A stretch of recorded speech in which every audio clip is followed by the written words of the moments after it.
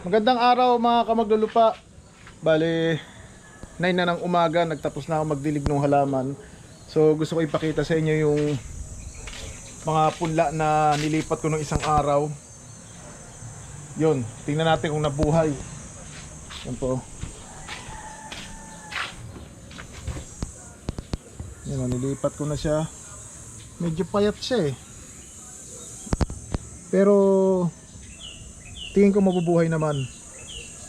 Ano? First time. Ano, sili. Dalawang kamatis tas ito sili to. Yan. Ito surviving.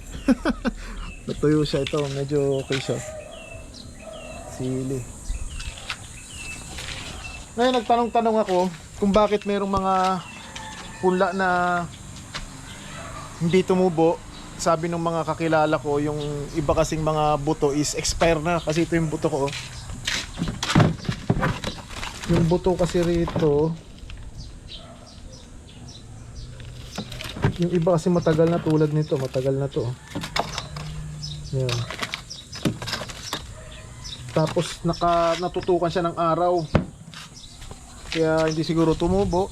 Tapos yung pinunla ko rito noon, ginawa ko, nilagay ko lang pero hindi basa, hindi nagmo-moist yung lupa niya. Nilagyan ko lang sa lang diniligan. Dapat pala, sabi nung isang kakilala ko, classmate ko, na kung magpupunla ka, dapat yung lupa is moist. Pag tanim mo, saka mo siya didiligan. At wag mo nang paarawan. Ginawa ko nun, nang pinunla ko siya, pinaarawan ko kagad. So bali itong dalawa na to, talong to, ito sili at saka kamatis. Yan, nagpanla ulit tayo ng panibagong procedure na naman. So gagawin natin, paulit-ulit natin gagawin hanggang sa ma-perfect natin.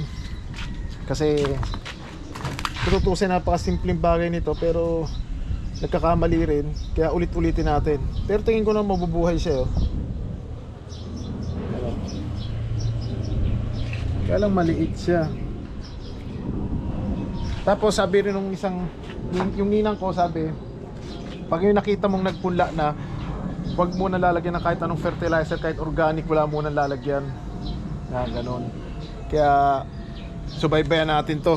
Sana mabuhay siya. Ganda eh. Isa lang yung medyo natuyo, oh. Pero hindi pa siya nakabagsak. So antabayanan niyo po. Tuloy-tuloy po ang pag-monitor natin diyan kung bubuhay siya. Sana naman mabuhay. Sa pag-aaralan natin yung pagtatanim,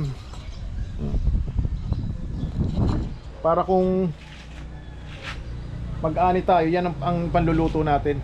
Okay, maraming salamat po. Yan lang po yung vlog ko ngayon.